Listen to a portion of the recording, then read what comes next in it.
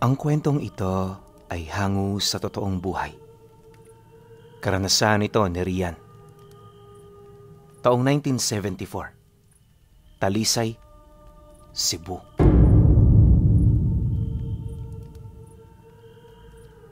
Noong mga panahong ito, nasa edad 18 anyos pa lamang si Rian.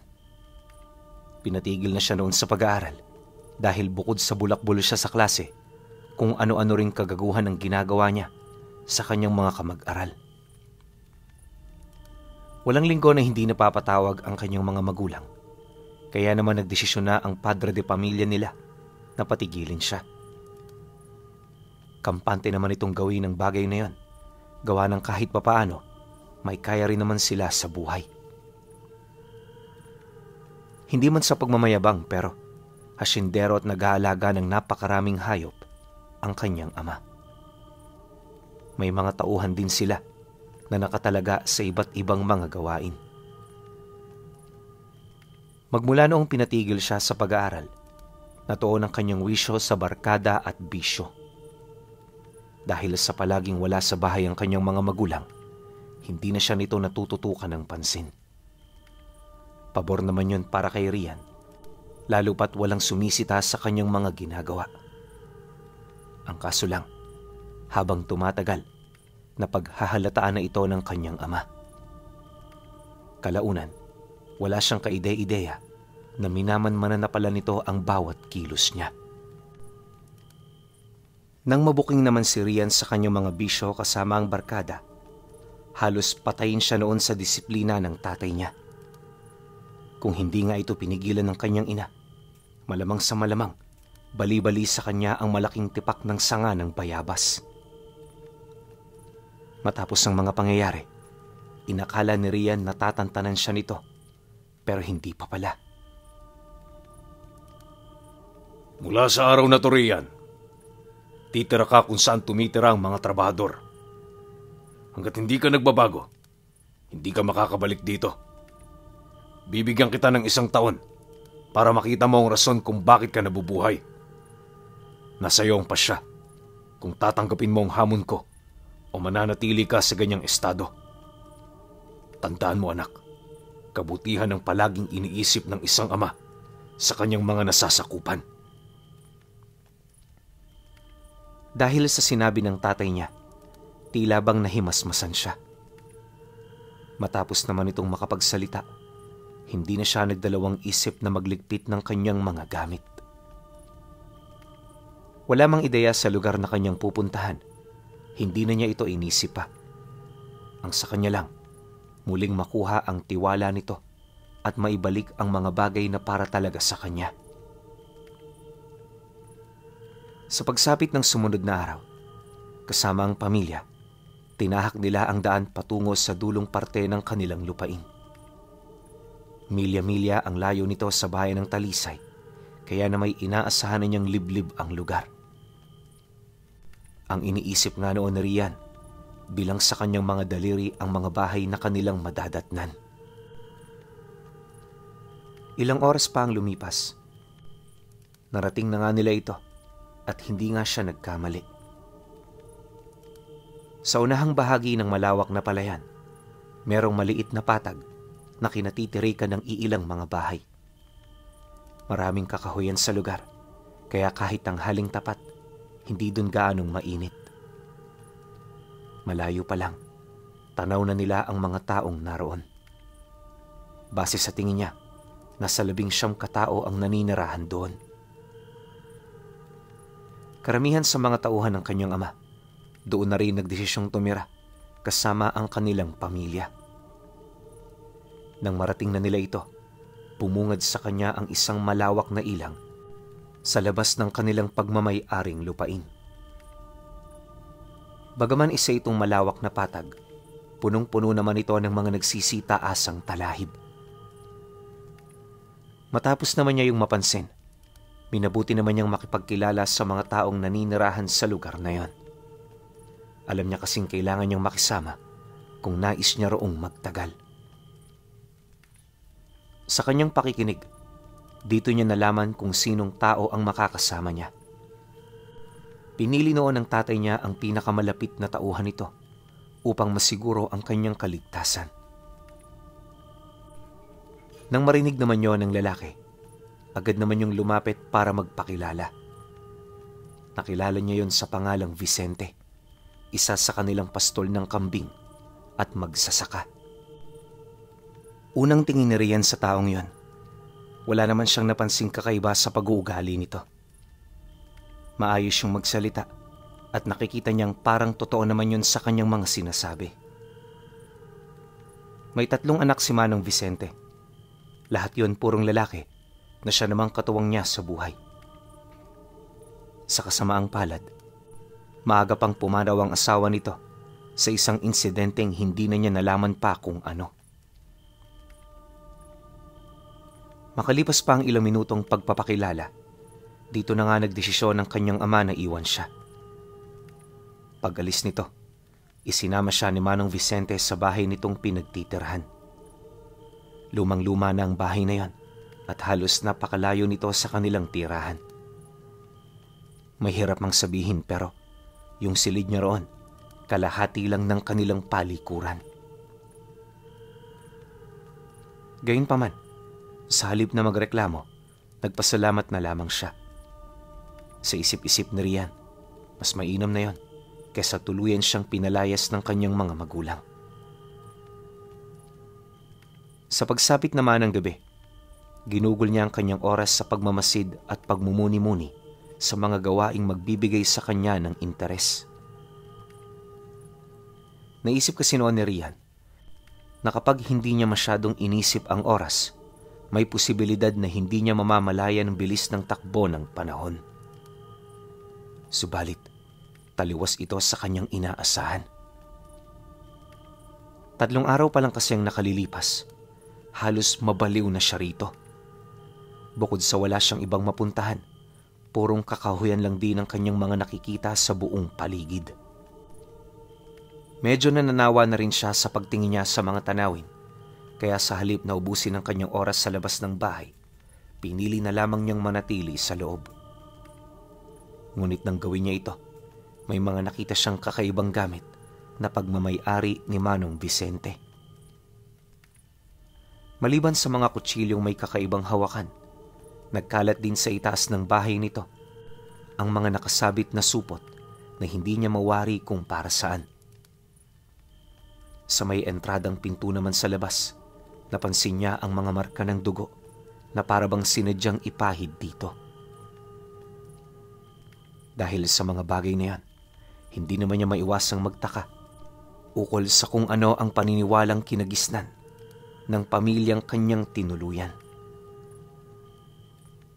Sa pagsapit ng gabi, pagdating ng mag-ama, nadatnan siya nitong nagkakape sa kusina.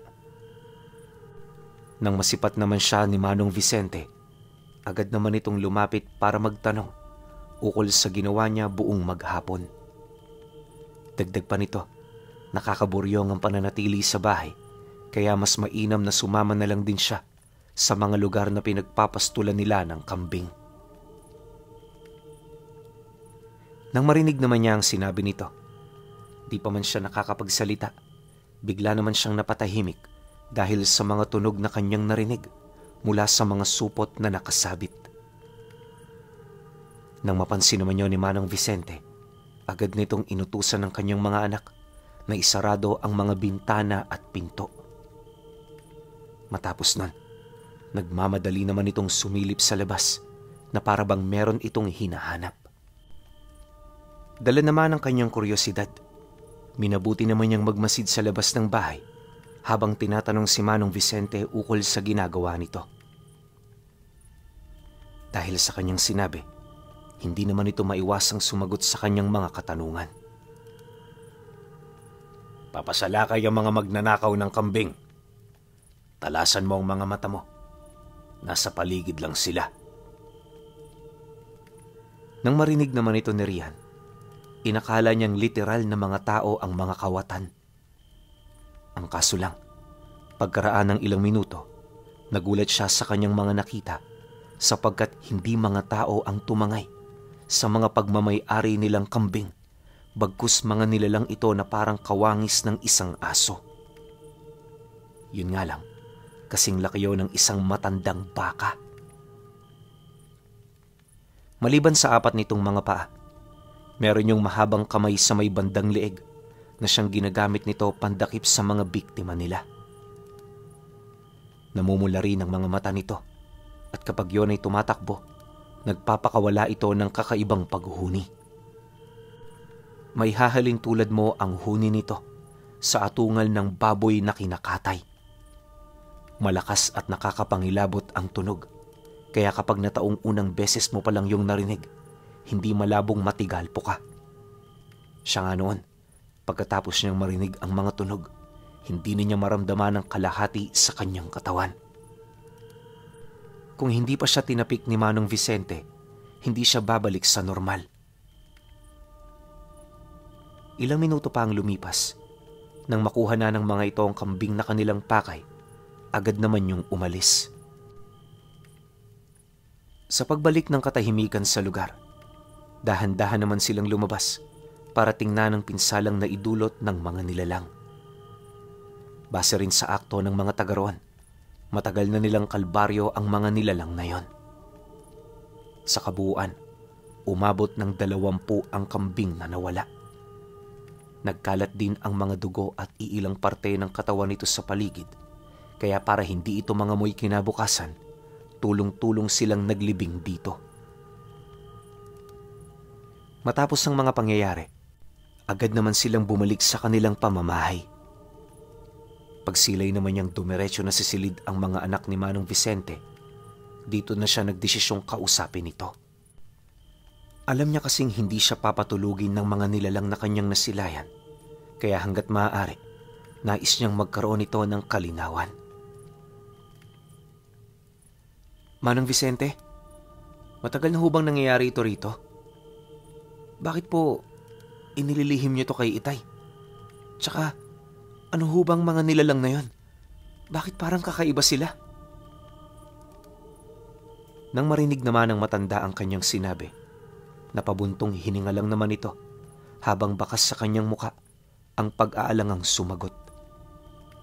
Akala nga ni Rian, ililihim pa nito sa kanya ang lahat pero sa katagalan nagdesisyon na rin yung ilahad ang katotohanan. Damak ang tawag sa mga nakita mo.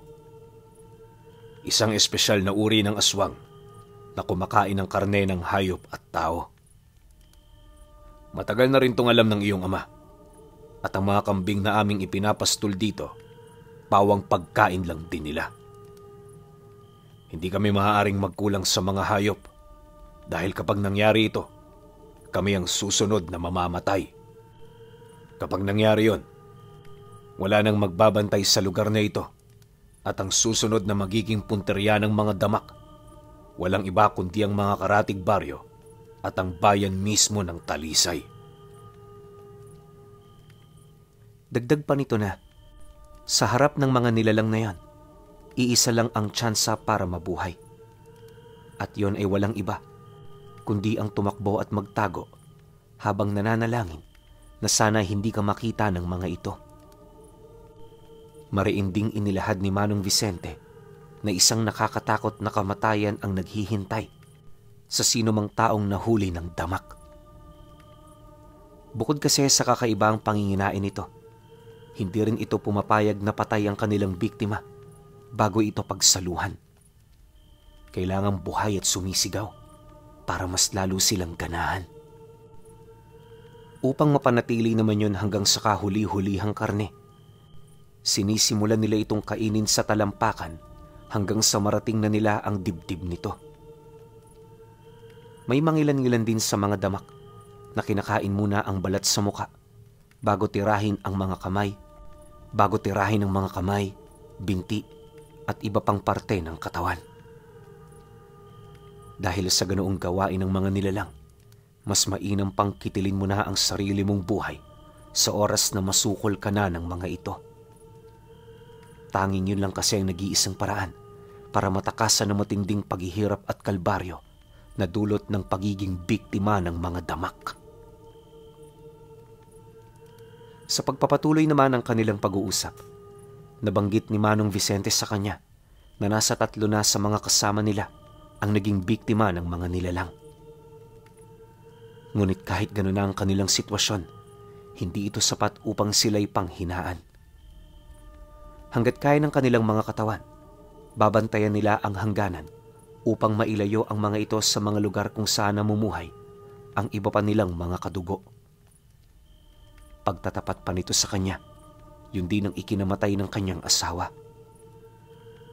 Bawat isa sa mga taong naroon, nakahanda na sa ganoong sitwasyon. Matapos naman niyang marinig ang salaysay ni Manong Vicente, halos hindi niya maisip kung bakit doon siya pinapunta ng tatay niya. Sa dinami-rami ng pagmamay-ari nila, bakit sa lugar na yun pa siya nito pinadala? Naisip tuloy niya noon na baka hangad na rin itong mamatay siya ng maaga. Dahil dito, hindi naman niya maiwasang manlumo. Nang mapansin naman yun ni Manong Vicente, inilahad nito sa kanya na pawang mga pinagkakatiwalaang tao lang ng kanyang ama ang ipinapadala sa lugar na yon. Marahil kaya siya nito pinadala dahil sa naniniwala yon sa kakayahan niya. Mariin din itong inilahad. Hindi sila makikipagpatayan sa mga nilalang na yan, bagkus pipigilan lang nila ito na makausad sa hangganan. Nang marinig naman ni Rian ang tungkol dito, kahit papaano nawala ang kanyang pangamba. Kumalma ka lang. Tingnan mo kami. 16 na taon na rito pero wala namang nangyari. Nasa iyo na lang yan. Kung talagang maingat ka, magtatagal ka. Nang marinig naman ni Rian ang sinabi nito, hindi na siya sumagot. Sa isip-isip niya, may punto naman si Manong Vicente. Naniniwala rin siyang hindi manganganib ang buhay niya hanggat sumusunod siya sa mga babala nito. Matapos naman ang kanilang naging pag-uusap, minabuti na rin niyang pumasok sa kanyang silid para magpahinga. Dumaan pa ang mga araw, ganon at ganon pa rin ang nangyayari.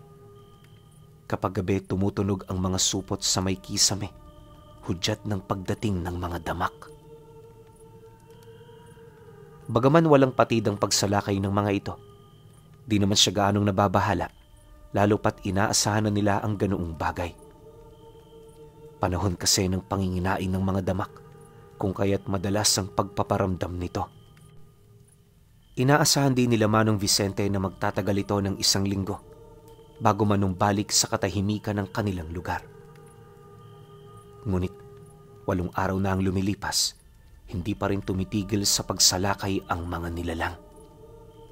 Umabot na rin sa puntong 5 na lamang ang natira sa mga kambing, kung kaya't bago pa man sumapit ang sumunod na gabi, napilitan na silang bumisita sa pamamahay ng kanyang ama. Nang malaman naman ito ni Rian, hindi naman siya nagdalawang isip na sumama. Kalaunan, nang marating na nila ang kanyang pamamahay, agad din nilang pinag-usapan ng tungkol sa mga nangyayari sa hangganan. Sa kasagsagan ng kanilang pag-uusap, hindi niya maipagkakaila ang pagkagulat ng tatay niya ukol sa ganoong sitwasyon. Maliban kasi sa unang beses lang itong nangyari, naging palaisipan din para sa kanila kung ano nais ipahiwatig ng mga damak. Alam kasi noon ni Manong Vicente, hindi kikilos ng gano'n ang mga ito kung wala yung pinaghahandaan. Hindi man ho sa pangunguna sa inyo, pero baka ho, meron ng bagong tinuturing na Panginoon ang mga damak. Yung mga nakuha nilang kambing sa amin, alam kong sapat na ito kahit sa kanilang mga imbakan. Ang hindi ko lang po maisip, bakit parang inuubos ng mga ito ang ating mga alaga? Hindi ho ito magandang senyales. At kung magpapatuloy ito, baka kinakailangan na rin naming lumikas. Huwag na muna kayong umalis. Nandyan ang mga baka. Gamitin nyo na muna. Bibisita ko sa inyo pagkaraan ng 4 na araw. Sa ngayon, sumunod na muna kayo sa utos ko. Matapos namang makasagot ng tatay niya, hindi naman tumutol si Manong Vicente. Alam kasi nitong marami itong taong malalapitan sa oras ng kagipitan. Makalipas pa ang ilang minutong pananatili sa tahanan nila, inabisuhan na rin siya ng kanyang ama na huwag na munang sumama sa pamilya ni Manong Vicente. Mas kailangan siya noon sa kanilang tahanan, kaya pansamantalang ihihinto muna nito ang kanyang parusa. Nang marinig naman ni Rian ang sinabi ng kanyang ama, hindi siya sumang-ayon. Anya, may mga kapatid naman siya roon na makakatulong sa sandaling may nangyaring hindi inaasahan. Pagtatapat pa niya na, gusto niyang masaksihan mismo ang mga susunod na gagawin ng mga nilalang, kung kaya't nais niyang manatili sa poder ng taong pinagkakatiwalaan nito. Pagkalahad niya ng kanyang nais, umalis siya sa bahay nila nang hindi nagpapaalam. Sumunod na rin noon sila Manong Vicente dahil sa papasapit na rin noon ng dapit hapon. Dumaan pa ang ilang oras, pumatak na naman ang gabi. Mag-aalas 6 na nang makauwi sila kasama ang mga bakang ipinahiram ng kanyang ama. Pagtungtong naman ng alas 10 ng gabi, muling tumunog ang mga supot, dahilan para mapasilip sila sa bakuran ng bahay. Pagkadungaw naman nila rin sa labas, agad naman nilang nakita ang mga damak na hinahabol ang mga bakang nanginginain sa damuhan. Unang napatay ng mga ito ay yung mga bakang itinali nila sa puno. Akala kasi nila sapat na yon pero kulang pa pala. Sa pagpapatuloy naman ng kanilang pagmamasid, merong isang pangyayaring pumukaw sa kanilang mga atensyon at yun ay walang iba kundi ang nakita nilang hukluban na may daladalang tungkod na merong pulang batong nagliliwanag sa itaas nito. Yun ang ginagamit ng nilalang para makontrol ang mga damak. Maya-maya pa, nang itinaas na nito ang tungkod, lahat ng mga damak na nasa paligid nagsilipat dito. Ang mga napatay nitong baka, iniwan muna nila sa damuhan na parabang mas importante pa sa kanila ang pagtawag kumpara sa mga pagkain na kanilang inimbak. Dahil sa pangyayaring yon, binalot ng matinding pag-aangil ang buong lugar. Nagsimula na ring mabahala ang kanilang mga kasama hanggang sa makita nila ang iilan sa mga ito na lumabas na ng bahay. May mga bitbit yung sundang at mga pangontra, indikasyon na makikipaglaban yon sa mga nilalang. Dahil dito, makailang beses naman yung sinigawa ni Manong Vicente na bumalik na sa kanilang mga tahanan. Pero hindi yun nakinig. Ayon sa isa sa mga ito, hindi nila papayagan ang mga nilalang na gawin ang kanilang mga gusto. Dagdag pa ng mga ito na, kung hahayaan lang nila ang mga nilalang na yon, mataas ang tsansang maubos ang mga dinala nilang baka. Nasisiraan na ba kayo ng ulo? Baka lang yan. Hayaan nyo na. Ang mahalaga, walang masaktan sa atin. Paulit-ulit niyang sinabi ang mga katagang yan sa mga kasama niya, pero wala ni isa ang nakinig. Mas nangibabaw sa kanila ang kagustuhan nilang lumaban kaysa iligtas ang kanilang mga sarili. Maya-maya pa, dahil sa kanilang kapangasan, naagaw nila ang atensyon ng hukluban. Pagbaba ng tungkod nito, ora mismo sinugod sila ng napakaraming damak. Nasa humigit 30 ang bilang ng mga ito, kaya agad nitong napangibabawan ang puwersa ng kanilang mga kakilala. Nataon ding 10 katao lang ang mga ito, dahilan ng mabilisan nilang pagkatalo. Saksi si Rian kung papaano yun kinain ng buhay. Ayon sa kanya, may nakita siya roong isang lalaki na tumatakbo habang nakalaylay ang biktima. Nagpumilit pa itong pumasok sa pamamahay nila pero hindi yun pinagbuksan ng mga mahal nito sa buhay. Matapos ang insidente, wala silang ibang ginawa kundi ang dumapa sa sahig, tahimik na pinakikiramdaman ng buong paligid. Limitado na rin ang kanilang paghinga noon dahil ramdam na ramdam nila ang pag-aaligid ng mga damak sa bahay. Sensitibo rin ang mga ito sa ingay, kaya kapag may narinig silang tinig ng isang tao, hindi nila tatantanan ang pinagtataguan nito hanggat hindi nila yon nakukuha. Dumaan pa ang kalahating oras. Rinig na rinig nila ang pagkasira ng iilang mga bahay. Yung mga taong nagtatago roon, walang ibang nagawa kundi ang sumigaw habang humihingi ng tulong. Gayunpaman, wala kahit isa sa kanila ang nagkaroon ng tapang para lumabas. Inaasahan naman yon nila Manong Vicente, gawa ng sa dami ng mga nilalang na naroon, para lang sila ritong mag-aalay ng kanilang mga buhay.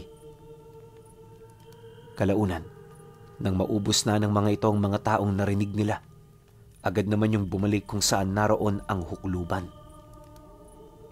Maya-maya pa, umalis na rin ang mga ito. Nang mapagtanto naman yon nila Rian, dahan-dahan silang dumungaw sa labas para matingnan ang kasalukuyang sitwasyon. Pagsilay nila roon, wala nang mga damak silang nakita.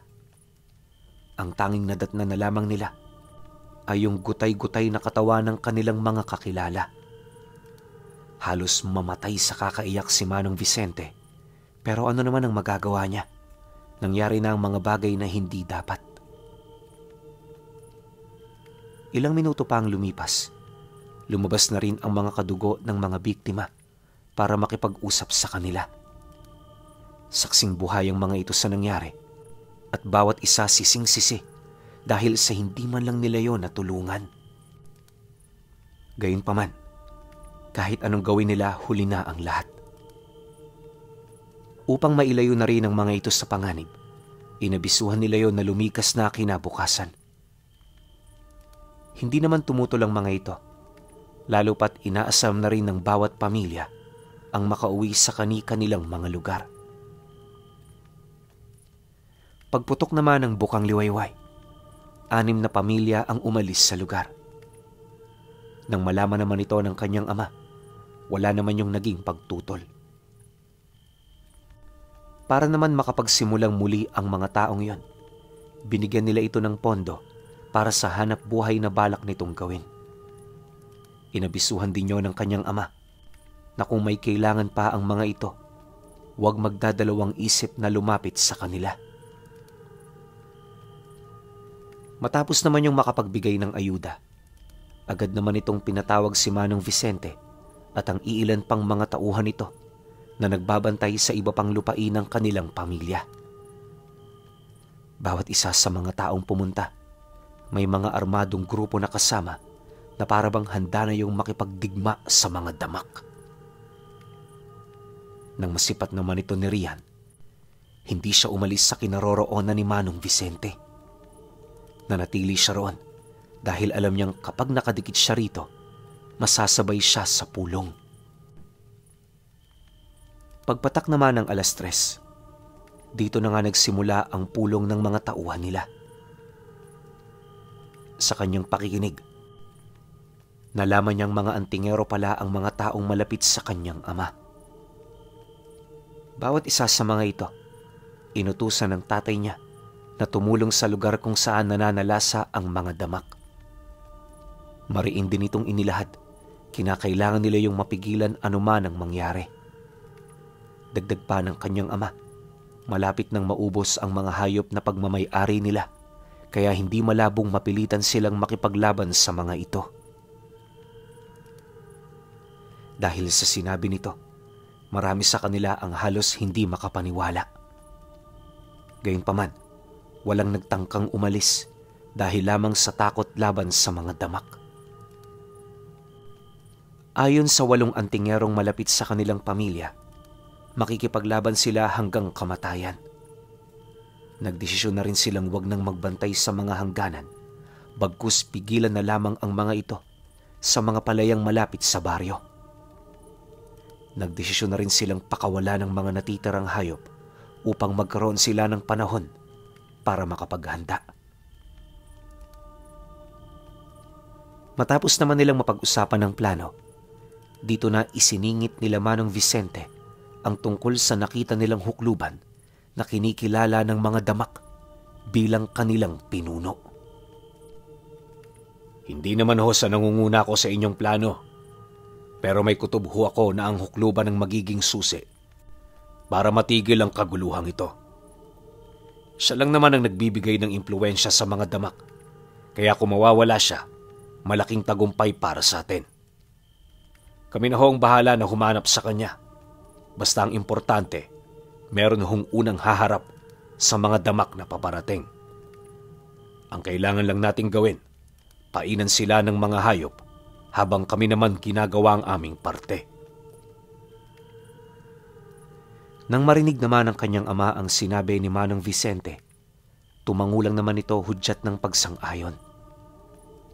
Matapos nun, agad naman silang naglakad patungo sa gilid ng palayan para maglatag doon ng mga patibong, pangontra na maaaring pumatay sa mga ito. Bagaman wala pa silang karanasan na makapaslang ng damak, naniniwala silang hindi nalalayo ang kahinaan nito sa mga pangkaraniwang aswang. Dahil sa ganoong paniniwala, napuno ang kanilang mga kaisipan ng maling kaalaman.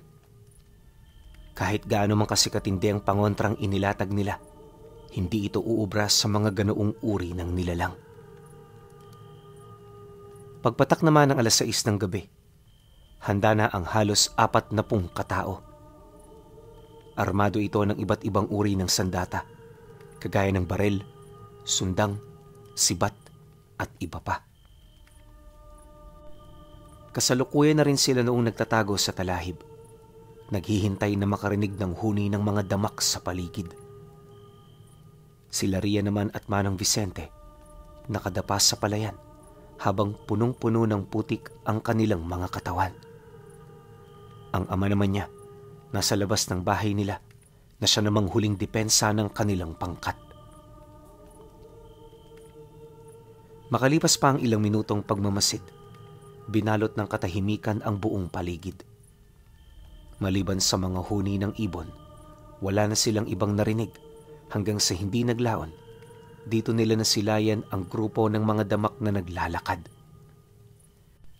Nasa 6 ang nakita nilang umaaligid sa may bandang palayan na siya namang nagdulot sa kanila ng matinding pag-aalala. Ayon kay Rian, mas nakakatakot ang mga ito na masilayan ng malapitan. Alam niyo kasi, Pinuno, kapag malayo ka sa mga damak, masasabi mong maliliit lang ang mga ito. Pero kapag nasilayan mo yon ng malapitan, dito mo malalaman ang totoong sukat ng kanilang katawan. Sa ibaba rin ng namumula nilang mga mata, naroon ang kalahating katawan ng isang tao na may malaking butas sa dibdib.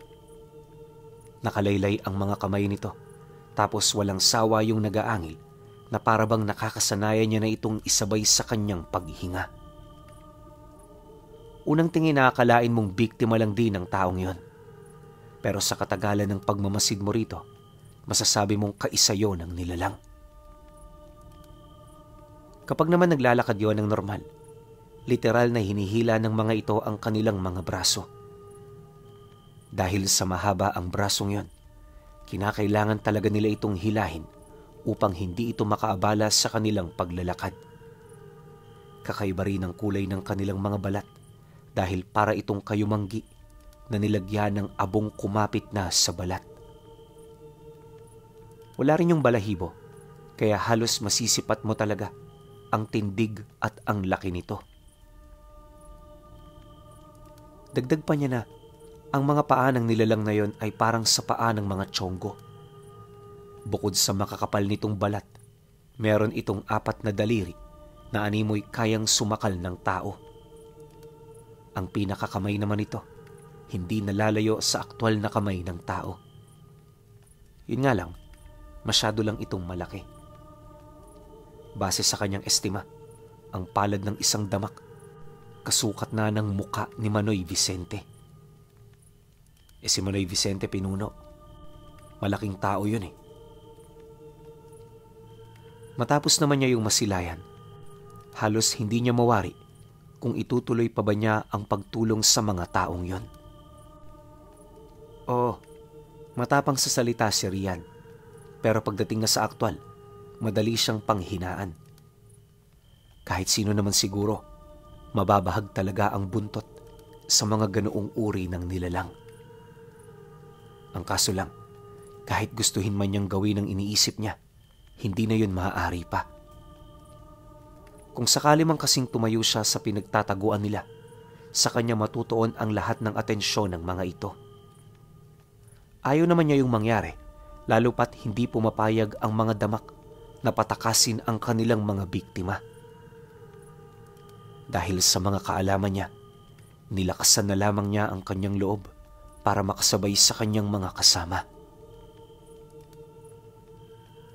Kalahating oras pa ang lumipas. Ilang metro na lamang ang layo ng mga damak. Bale, 2 na lamang noon ang magkasamang naglalakad. Dahil yung iba nitong mga kasama, hinahabol na ang mga baka na pinakawalan nila. Maya-maya pa, pagharap naman ng mga ito sa kanilang kinaroroonan, matyaga silang naghintay ng pagkakataon bago umatake. Si Manong Vicente ang unang tumagas sa mga ito, kung saan kahit punong-puno ng pangontra ang dala niyang talibong, galos lamang ang nagawa nito sa nilalang. Pagkatapos naman niya itong gawin, dito na umatungal ang damak, sabay hawak sa kanyang bewang. Dala ng matinding galit nito, itinapon nito si Manong Vicente patungo sa lugar kung saan naroon ang bahay nila. Sa sobrang lakas naman ng pagkakabato ng nilalang, halos tumagos yun sa dingding na gawa sa purong bato at simento.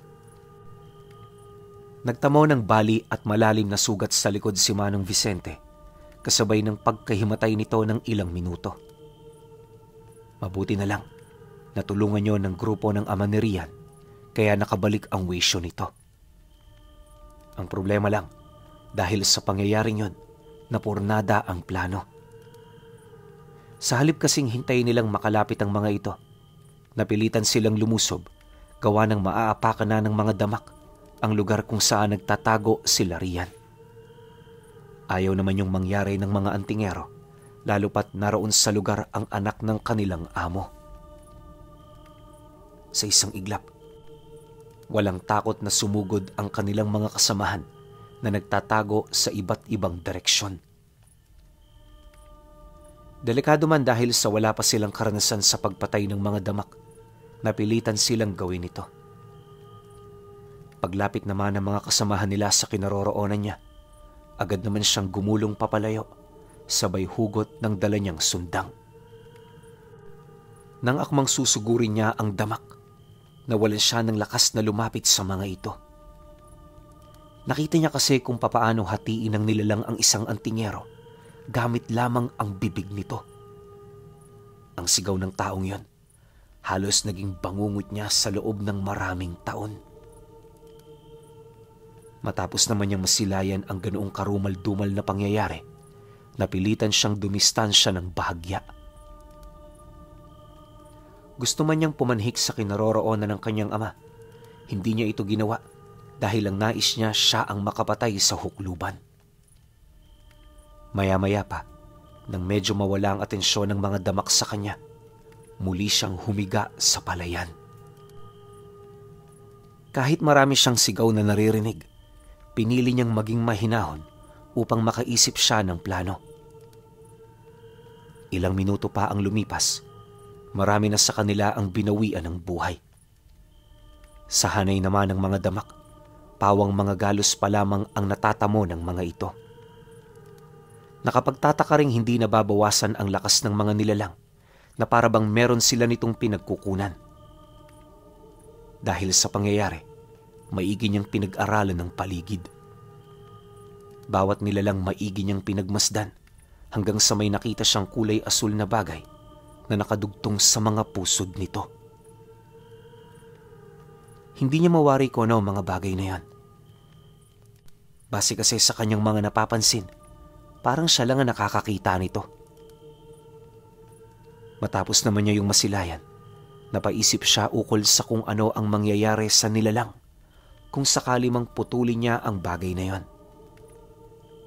Bagaman may posibilidad na maaari niya yung ikamatay, hindi siya nag-alangang humanap ng pagkakataon para ito ay maisagawa. Sa pagpapatuloy ng kanyang pagmamasid, dito niya nakita ang tatlo niyang kasama na pilit inilalayo ang isang damak mula sa mga kasamahan nito. Dahil sa bilis ng mga pangyayari, napansin na lang niya na medyo malapit na yon kung saan siya nakalubog. Pagsilay naman dito na Rian, dito na siya naglakas loob na putulin ng baging na kanyang pinaghihinalaang kahinaan ng mga nilalang. Nang magawa naman niya ito, sa hindi malamang dahilan, nagsimulang umatungal ang damak hanggang sa bigla na lamang yung bumagsak sa palayan.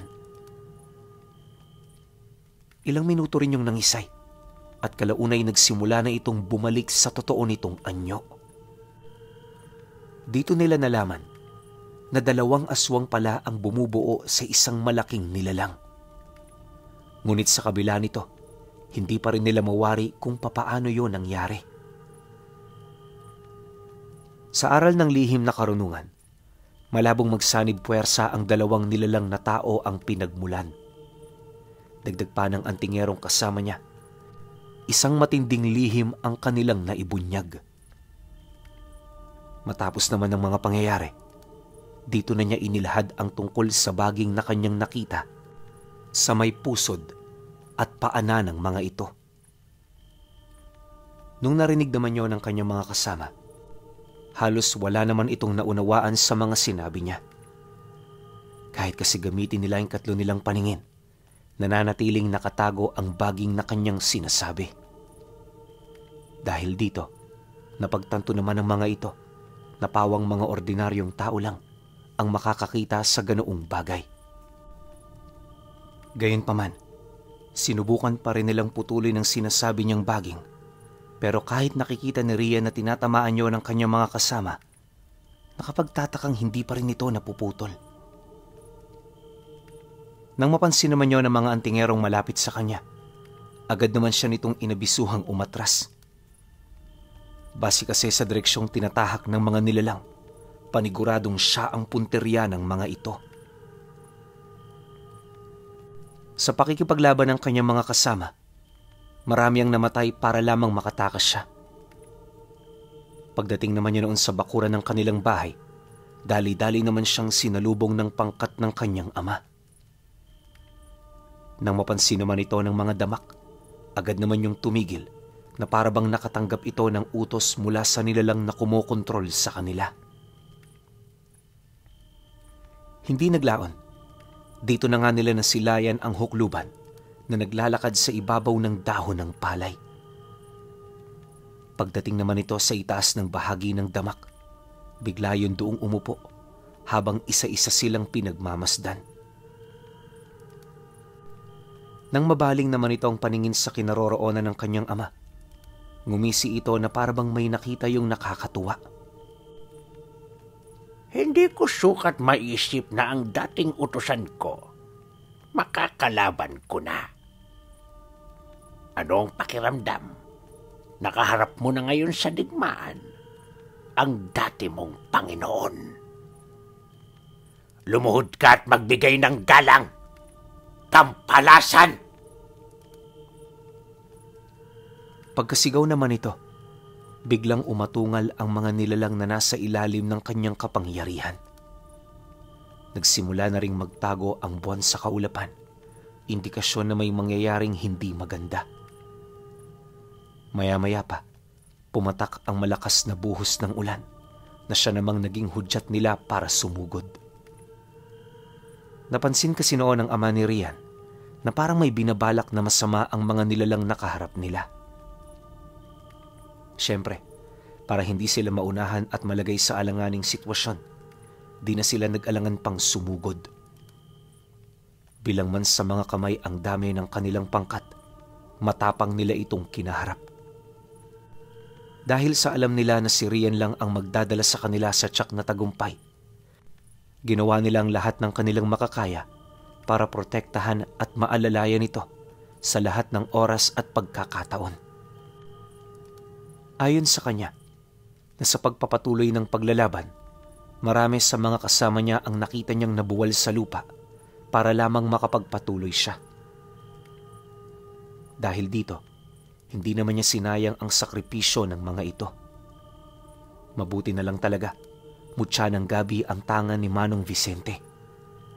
Ang abilidad nito ang napakinabangan nila ng husto para makalapit ng walang kahirap-hirap sa mga nilalang. Pagkaraan pa ng ilang minuto, 2 na sa hanay ng mga ito ang kanyang natalo. Habang papalapit sila sa hukluban, pilit namang gumagawa ng paraan ng kanyang mga kasama para maibaling ng matanda ang atensyon nito sa kanila. Maya-maya pa, nang muli niyang mapatumba ang 3 sa mga ito, dito na nabaling sa kanya ang galit ng matanda. Sa halip na manatili yon sa likod ng nilalang, nagdesisyon itong tumungo sa lugar kung saan siya naroroon. Pagsilay naman dito ni Manong Vicente, agad naman yung lumapit sa kanya habang nagwiwika ng, Ipaubayan niyo na yan sa akin. Umatake ka lang kapag meron kang pagkakataon. Huwag kang basta-basta riyan. Dahil ang matandang yan ay di hamak na mas malakas sa mga nilalang na iyong napaslang. Matapos naman itong makapagsalita, hindi na ito nag-alangang pang sugurin ang hukluban. Yun nga lang, dahil sa kawalan nito ng ideya sa nilalang nakaharap niya, medyo nag-aalangan siyang makipagsabayan dito. Pilit pa kasing inuunawa ni Manong Vicente ang abilidad nito, ngunit naging maramot ang hukluban. Pawang mga normal na pag-atake lang ang ipinamalas nito, na parang naghihintayo na siya ang maunang magkamali. Kalaunan, dahil sa kawalan ng pagtsatsaga, napilitan siyang sugurin ang nilalang. Pag-unday naman niya ng taga sa balikat nito, agad naman yung sinalag ng tungkod, sabay hugot dito ng isang espadang nakatago sa wangis ng kahoy. Matapos yung gawin ng nilalang, nakita niya kung papaano sumabay sa pag-agos ng dugo nito ang mga laman loob. Yun na rin ang naging sanhi ng mabilis nitong panghihina hanggang sa tuluyan na itong lumagpak sa lupa. Ang kawalan mo ng tiyaga ang nagpahamak sa'yo. Pagkalahad naman ng hukluban sa mga katagang yon, napilitan na rin si Ria na sumugod. Pagsilay naman sa kanya ng tatay niya, agad naman siya nitong sinundan para abutan ng tulong. Maya-maya pa, nang malapitan na nila ito, hindi nila yon binigyan ng pagkakataon na makagawa pa ng mga sunod-sunod na pag-atake. Medyo nababahala rin kasi sila, lalo pat kagaya ni Manong Vicente, wala rin silang ideya sa kung ano pa ang mga kakayahan nito. Dahil sa ganoong rason, naging maingat at matapang silang dalawa. Isipin nyo, sa kanya ng tatay niya siya lamang ang walang gaanong karanasan pagdating sa mga ganoong bagay.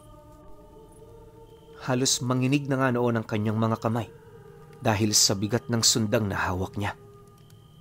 Ngunit hindi niya ito gaanong iniinda. Iisa lang din ang nais niyang mangyari at yun ay walang iba kundi ang mahanap ang kahinaan ng hukluban.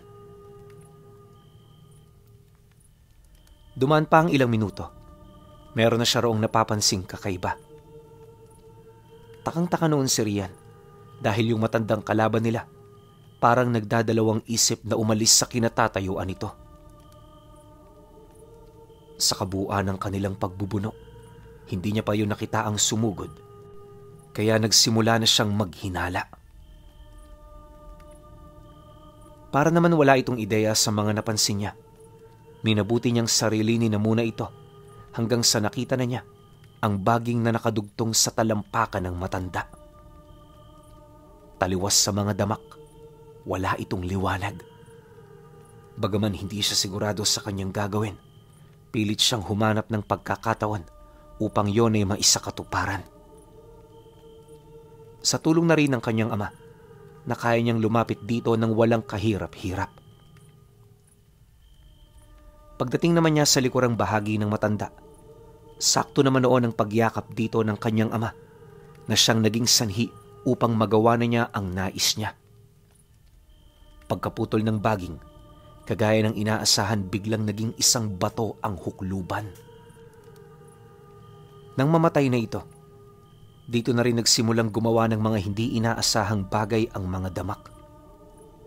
Sa halip na sila pa ang pagtuunan nito ng pansin, tila bang nabali ang atensyon ng mga ito sa mga bakang kumakain malapit sa palayan. Pagkaripas naman ito ng takbo papalayo, yun na rin ang naging hudyat sa mga kasamahan nila para tumigil na. Ang ginawa niyang yun, ang siyang nagligtas sa buhay ng iilang mga antingero na unti-unti nang nawawala ng lakas. Ilang minuto pa ang lumipas, tuluyan na ngang nawala ang mga nilalang. Dahil dito, pinuntahan na nila ang mga nag-aagaw buhay nilang kasama. Sinikap nilang isalba ang karamihan pero hindi sila nagtagumpay. Bawat isa kasi sa mga napuruhan, kung hindi nabutasan ng baga, lumabas ang mga bituka at atay. May isa ngang nabasagan ng bungo dahil sa napuruhan ito ng bunganga ng damak. Sa kabuuan, umabot sa humigit 25 ang namatay. Maraming parte rin sa mga nakaligtas ang halos wala ng kakayahang lumaban. Dagdag pa ni Riana, 5 sa 4 na po niyang kasama ay may lakas pa para kaharapin ng mga nilalang sa susunod na gabi. Kabilang siya sa 5 yon, kaya hindi niya maipagkakaila ang matinding takot at pagkabahala. Upang hindi naman sila mag-alala sa kanilang pamilya, pinalikas nila ito sa kabilang probinsya. Mahirap na desisyon yun para sa kanya, ngunit kailangan niyang magpakatatag alang-alang sa mga pumanaw niyang kaibigan. Habang nag-uusap naman sila ukol sa nangyari, dumating ang 3 anak ng yumaong si Manong Vicente. Di pa man niya na ibabahagi ang tungkol sa pagkawala ng padre de pamilya nito. Napansin nilang parang alam na yon ng mga binatilyo. Pagsilay naman ng panganay nitong anak sa kanya, tumangulang naman ito na para bang may ibig itong ipahiwatig. Rian, huwag tayong papayag na masayang ang sakripisyo ng lahat. Maraming nabuwis ng buhay para sa'yo. Ngayon napapanahon na para gantihan mo ang mabubuti nilang gawa. Hanggang kamatayan ng labang ito. At kung mabiguman, masaya tayo dahil wala tayong naging pagsisisi. Nang marinig niya ang sinabi ng binata, tumangulang naman siya. Gulong-guluman sa mga sandaling yan, pilit niyang pinanghawakan ng pag-asang ibinigay ng mga yumao nilang kaibigan. Sa pagputok naman ng bukang liwayway, kinugol nila ang natitira nilang oras sa paglibing sa mga labi nito. Sama-sama nila yung pinagpahinga sa iisang uka, gawa ng wala na silang sapat na panahon para gumawa ng kanya-kanyang libingan para sa mga ito. Maliban kasi sa mga nilalang, iniisip din nila ang maaaring sabihin ng mga taong mapapadpad sa kanilang pamamahay. Nakakapanlumo man kung titingnan ng ganoong sitwasyon. Alam niya sa kanyang sarili na masaya ang kanilang mga kasama sa ganoong estado ng himlayan nila. Hindi naglaon. Nang may katuparan na nila ito, agad silang bumalik ng bahay para magpahinga. Habang tulog noon ang kanilang grupo, yun naman ang naging hudyat ng kanilang mga mahal sa buhay para umusad. Pagising nila kinabukasan, wala na ang mga ito. Nakakalungkot man pero ipinagpasalamat yon ng kanyang ama. Maya-maya pa, nang makaipon na sila ng kanilang lakas, dito na sila nagsimulang maghanap ng makakatulong. Purong mga albularyo ang nakalap nila noon at sa pagsapit ng 5:00 ng hapon, nakalikom sila ng halos 10 katao. Mababa man ang bilang ng grupo, mas mainom na ito. Upang hindi na nila maranasan ang ganoong katinding pagkatalo, maigi silang nag-usap ukol sa kanilang plano. Salita ng ideya ang nangyari dahil ayaw nilang pagtuunan ng buong atensyon ang iisang ideya lang. Base sa mga napagkasunduan, si Rian ang maghahanap sa kinaroroonan ng kanilang kalaban. Naniniwala kasi sila na yung huklubang natalo niya alagad lamang ng demonyong kumokontrol sa mga ito. Para tuluyan ng matuldukan ng lahat ng kaguluhan, sinikap nilang mapatay mismo ang pinagmumula ng lahat ng kasamaan. Bagaman wala yung kasiguraduhan, mas mainam na ito kesa hindi makipagsapalaran. Matapos naman nilang magkasundo, agad naman siyang nagligpit ng kanyang mga gamit. Kinakailangan niya kasing makausad habang maaga pa para hindi naman siya mapansin ng mga damak na nagbabalak ng dumayo sa lugar nila. Bago sumapit ang 5:00, nakaalis na si Rian. Wala siyang ibang kasama noon maliban sa kanyang armas at sa naiwang mutya ng gabi ni Manong Vicente. Pagdating niya sa tahanang tinuluyan niya, nadatnan niya itong nakabuwal na sa lupa. Patag na rin ang kakahuyan sa paligid na parabang dinaanan nito ng mga dambuhalang hayop. Habang pinagmamasdan naman niya ang lugar, hindi niya maiwasang manlumo dahil sa kanyang mga alaala. Parang kailan lang masaya pa sila, tapos bigla na lamang nagkawatak-watak. Bilang binata, masakit yun para sa kanya. Hindi niya kasi sukat akalain na sa tinagal-tagal nilang pakikipaglaban sa mga damak, darating ang puntong matatalo sila ng mga ito. Kalaunan, nang medyo naisantabi na niya ang emosyon, pinili niyang magpatuloy. Bagaman mabagal, sinisiguro naman niyang tama at ligtas ang lugar na tinatahak niya. Para naman magawa ito, iniiwasan niya ang mga daan kung saan may bakas ng presensya ng mga damak. Isa kasi itong malaking palatandaan na sa lugar na yon dumadaan ang mga nilalang. Kalahating oras pa ang lumipas, tuluyan na ngang tumalikod ang araw sa kalangitan. Pagkayakap ng kadiliman sa buong paligid, dito na siya nakarinig ng mga atungal na halos hindi niya mawari kung saan nagmumula. Dahil dito, agad naman siyang humiling sa kanyang mutya na ikubli siya. Upang masiguro ring hindi siya mararamdaman ng mga ito, nagpahid siya ng lupa sa katawan. Pilit din siyang humanap noon ng mapagkukublian hanggat hindi niya pa nasisilayan ang pangkat ng mga damak. Sa loob ng 2 oras, matyagang naghintay si Rian. Kahit wala siyang ideya sa paligid niya, pinili niyang maging matyaga upang hindi makontra ng mga kalaban nila ang misyon.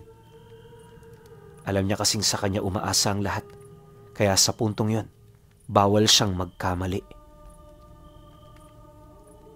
Pagpatak naman ng 9:00 ng gabi, dito na nga nagbunga ang kanyang paghihintay. Pagsilay niya sa grupo ng mga damak na umuusad, hindi niya maiwasang makaramdam ng matinding kilabot. Hindi lang kasi 6 o 8 ang nilalang na nakita niya, bagkus ay umabot ito ng 20. Halos mapatag nga ang dinaraanan nito, kasabay ng walang habas na pagsisipulasan ng mga nilalang na naninirahan doon. Sa likod din ng mga damak, may mga nakita siyang hukluban, nakawangis nung pinatay niya. Dahil dito, doon niya napagtanto na ang mga nakakalaban nila ay nagmumula sa iisang tao. Imposible ito kung pakikinggan, pero kung lihim na aral at mutya ng pag-uusapan, hindi yun nakakapagtaka. Alam kasi ni Rian na may mga kargang nasa panig ng kaliwa ang kayang gumawa ng ganoong bagay.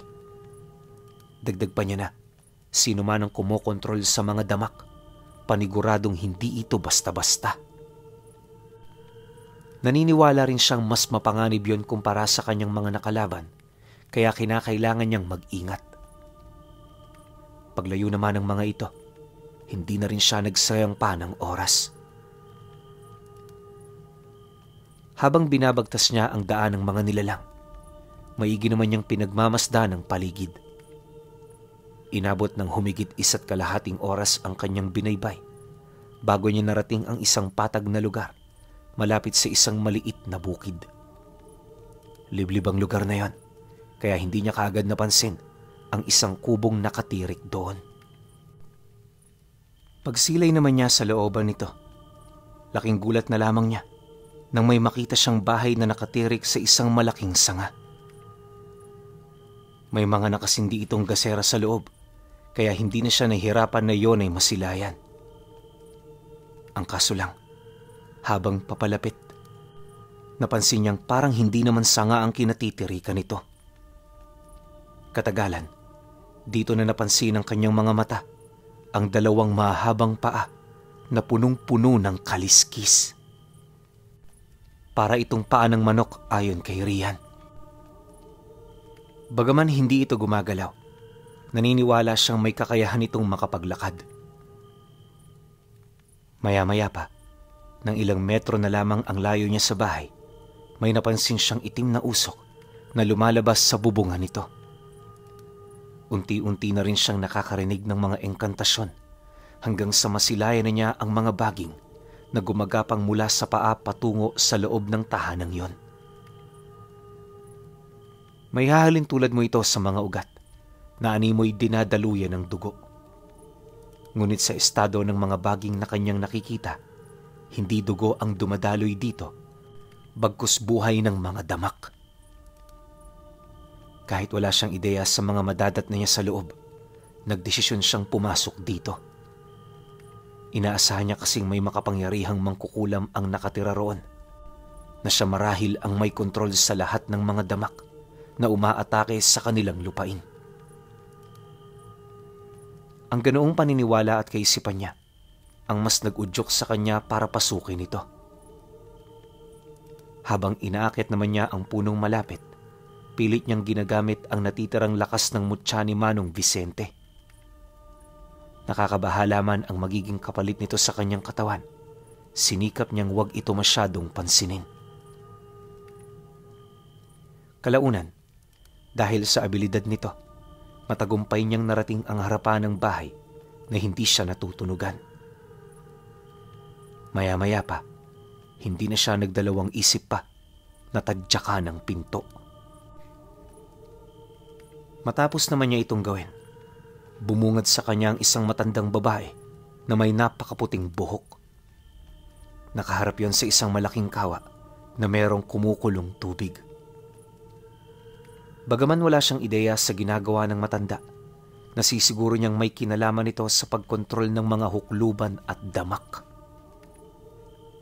Nang magkatitigan naman silang dalawa, bigla naman yung ngumisi sa kanya habang pinagmamasdan siya mula ulo hanggang paa. Nang mapansin naman ito ang suot niyang mutya ng gabi, bigla naman yung ngumisi kasabay ng pagkausap nito sa kanya. Kaya pala hindi kita naramdaman. Gumamit ka na rin pala ng mutya. Humahanga ako sa kakayahan mo, iho. Ngunit hindi pa sapat ang mga nagawa mo para mapantayan ako. Sa tingin mo ba, porke nakatalo ka ng isa sa mga alaga ko kaya mo na ang mga tagapaglikha nila? Masyado pang maaga para managinip ka, iho. Pagkarinig naman ni Rian sa sinabi nito, agad naman niyang hinugot ang kanyang talibong. Dahan-dahan niya itong itinutok sa matanda at pagkasigaw niya, buong puwersa niya itong sinungkaban. Nang magpang-abot na sila, pilit naman itong sinasalag ang kanyang pag-atake gamit lamang ang 2 nitong kamay. Hindi rin yung gaanong umiilag na parabang masyado itong kumpiyansa sa abilidad na meron siya. Habang tumatagal, napapansin din noon ni Rian ang layo ng kanilang mga abilidad. Kahit nga gumamit siya ng mutya, Sadyang wala siyang kakayahan para mapangibabawan ang mga lakas at karunungan nito. Dahil sa ganoong sitwasyon, aminado naman siyang unti-unting bumababa ang pag-asa niyang manalo. Nang mapagtanto naman niya ito, humanap siya ng paraan kung papaano niya maiisahan ang matanda. Alam niyang hindi niya ito kakayanin sa direktang pag-atake, kaya habang naglalaban sila, unti-unti niyang winawasak ang lahat ng pagmamay-ari nitong gamit sa loob ng bahay. Nang mapansin naman niyo ng matanda, pilit naman itong prinotektahan ang kawang pinagmumula ng lahat ng kanyang kapangyarihan.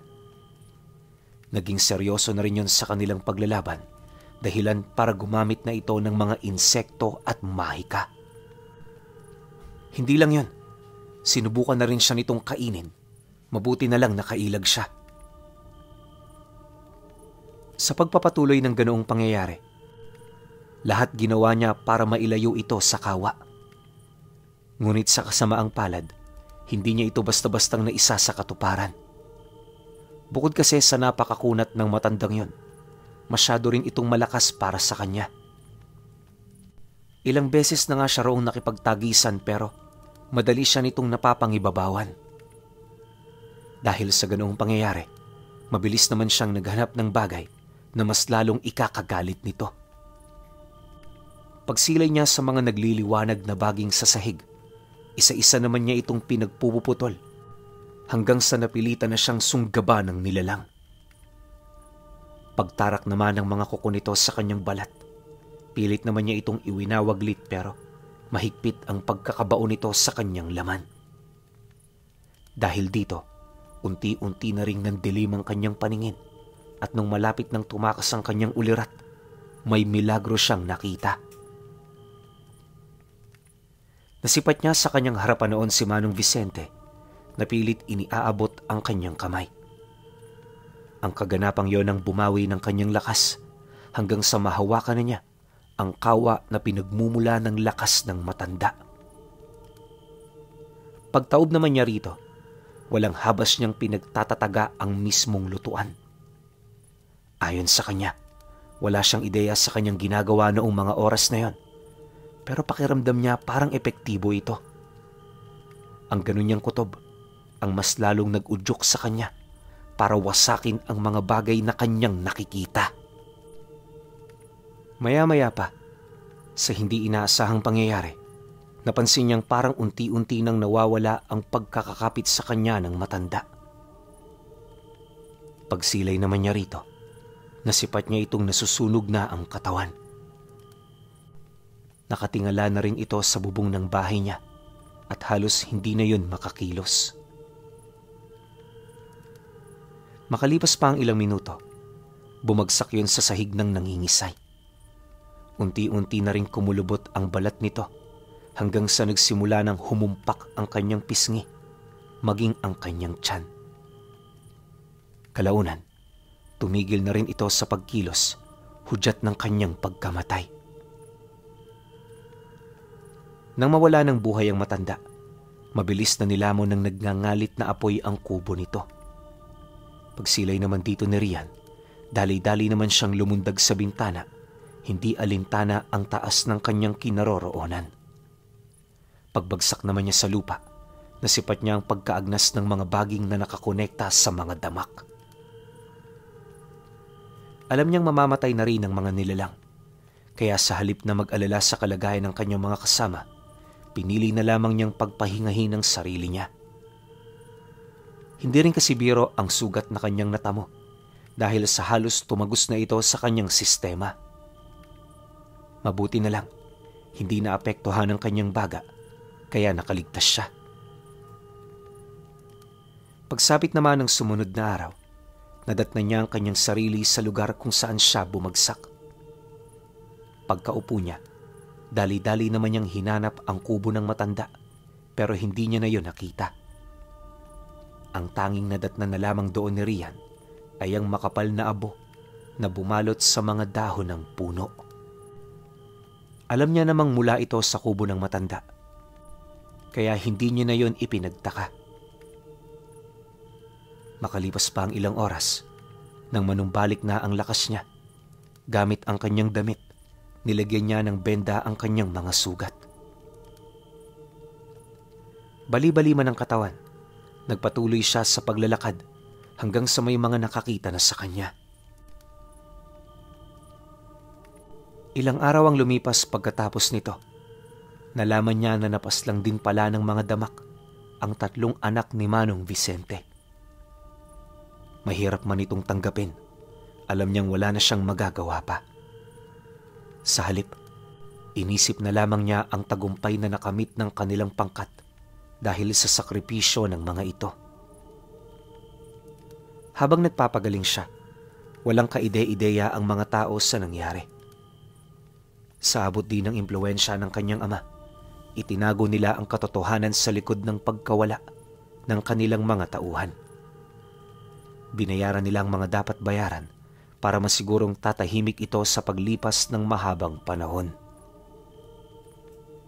Naging matagumpay naman sila, kaya sa pagtagal na wala ang kwentong bumabalot sa misteryo ng kanilang pamilya. Pero naitago man nila yun sa tao, hindi nila matatakasan ang katotohanan ng kanilang nalaman. Gabi-gabing binabalot ng bangungot si Rian dahil sa mga pangyayaring kanyang nasaksihan. Pakiramdam nga niya, hindi matahimik ang kaluluwa ng kanyang mga kasama, gawa ng hindi matanggap ng mga ito na hindi man lang nila nalaman ang malagim na sikreto ng mga damak.